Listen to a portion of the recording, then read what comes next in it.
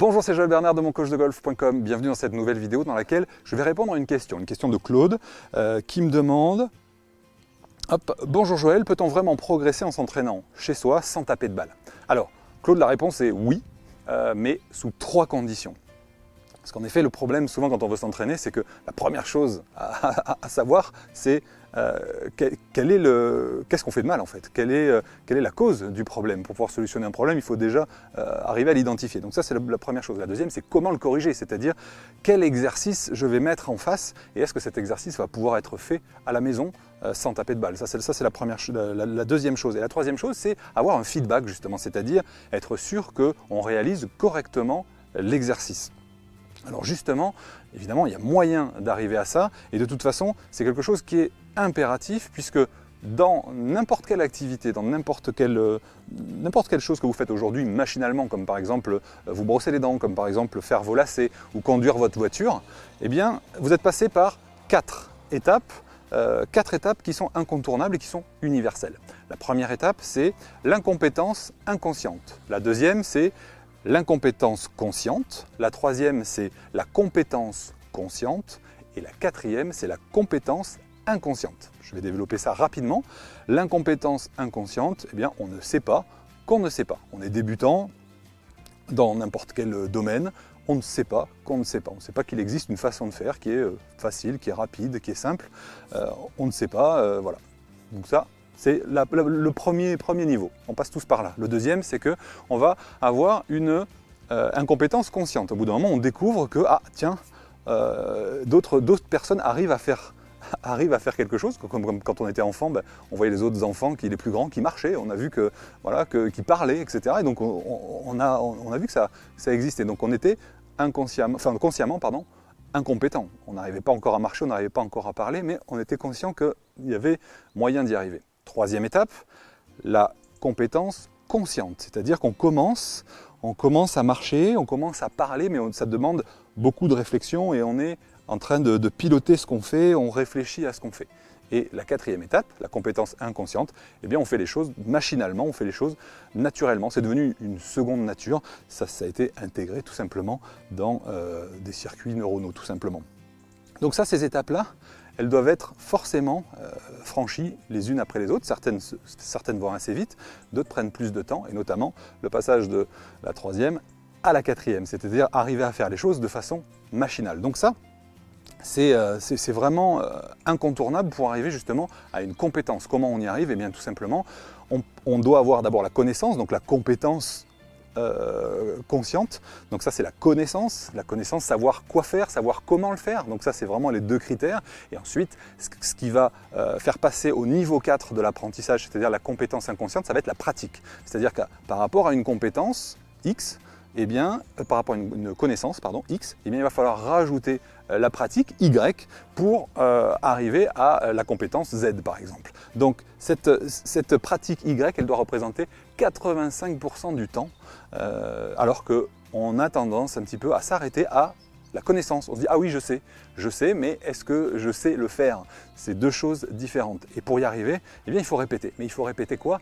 Il faut répéter en respectant 3 critères. 3 critères vraiment essentiel. Le premier, c'est faire les bons exercices, c'est-à-dire mettre en face de votre problème l'exercice qui correspond, qui va vous donner la sensation. D'accord? Parce que comme on doit pratiquer, l'exercice va vous permettre justement de pratiquer. Il va vous permettre de voir ce que vous faites, de ressentir ce que vous faites, et éventuellement d'entendre avec le bruit des vêtements, etc. pour ceux qui sont auditifs. Mais déjà avec ces 2 canaux-là, sensitifs et visuels, on a déjà 2 bons canaux d'apprentissage qui représentent plus de 80-85% des personnes. Donc ça, c'est la première étape, vraiment mettre des exercices efficaces en face de votre problème. Le deuxième critère qui est essentiel, c'est aller lentement. Quand on apprend, on va lentement. Rappelez-vous, quand vous étiez petit, vous avez commencé à essayer de réaliser votre signature. Au début, vous la faisiez très lentement, vous appliquiez, ou quand vous avez appris à écrire, ou quand vous avez appris à marcher, au début, vous commencez tout lentement, vous ne tapez pas un sprint directement, ou vous ne signez pas de cette façon-là.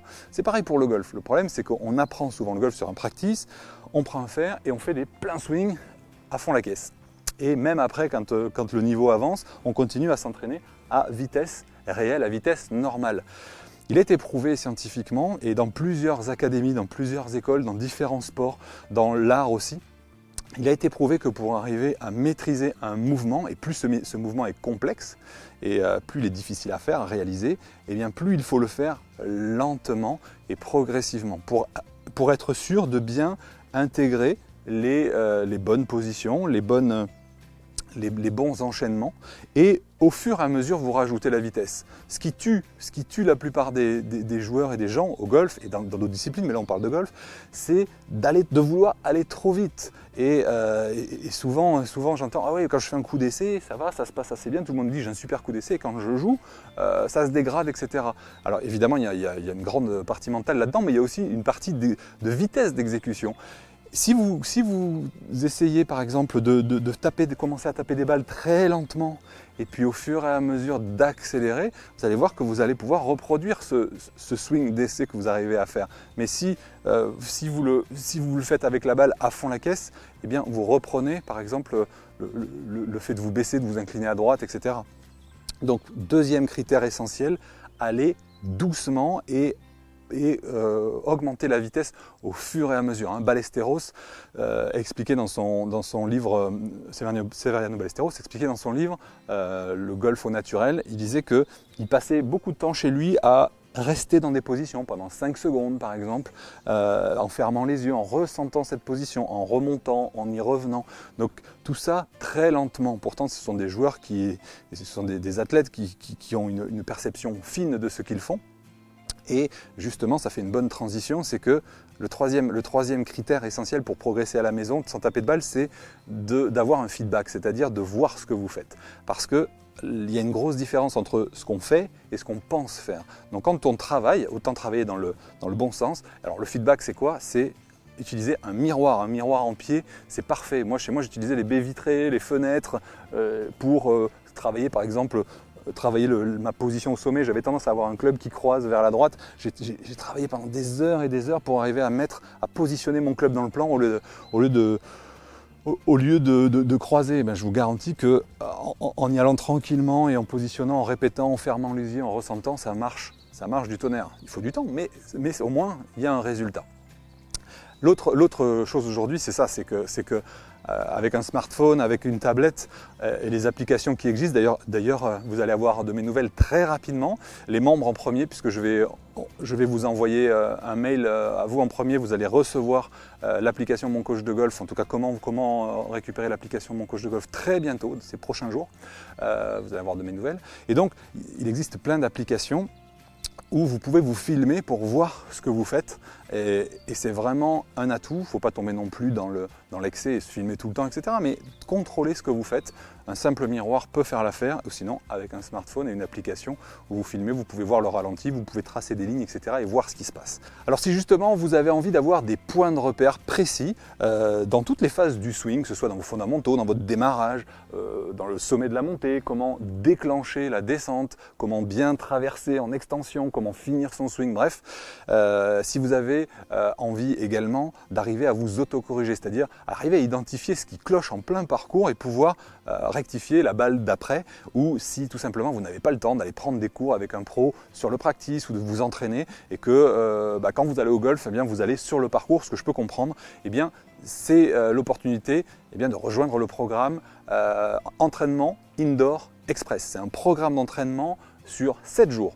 Il dure 7 jours, que vous pouvez bien sûr répéter, évidemment, et ça dure 10 minutes par jour. 10 minutes par jour, vous faites 3 exercices pendant 3 minutes, et vous allez du coup prendre les bonnes habitudes, avoir les bons repères. Vous allez faire des exercices que j'ai sélectionnés, les 27 exercices les plus efficaces que j'ai donnés pendant des années à mes élèves pour qu'ils puissent s'entraîner à la maison sans être obligés de venir travailler au practice, parce que beaucoup d'entre eux n'avaient pas le temps de venir s'entraîner 3 fois par semaine. C'est pourtant ce qu'on a besoin si on veut arriver à changer les choses. Dites-vous bien que si vous prenez un cours et que vous entraînez une fois, vous n'allez pas pouvoir l'intégrer. Donc c'est l'occasion justement de faire ça à la maison. Eh bien justement, je propose une offre en ce moment, une offre de moins 100 € sur la formation le programme d'entraînement Indoor express. Vous pouvez cliquer juste en dessous pour aller voir. C'est l'occasion justement pour vous d'avoir un programme sur lequel vous allez pouvoir vous appuyer. Alors ce programme est disponible à vie pour justement vous entraîner à la maison. Et Claude, si tu te poses la question, eh bien oui, on peut parfaitement progresser à la maison à condition de respecter eh bien, les 3 critères que j'ai donnés dans cette vidéo. Et si tu veux, tu peux rejoindre le programme. Je vous dis à très bientôt dans une prochaine vidéo sur un autre thème.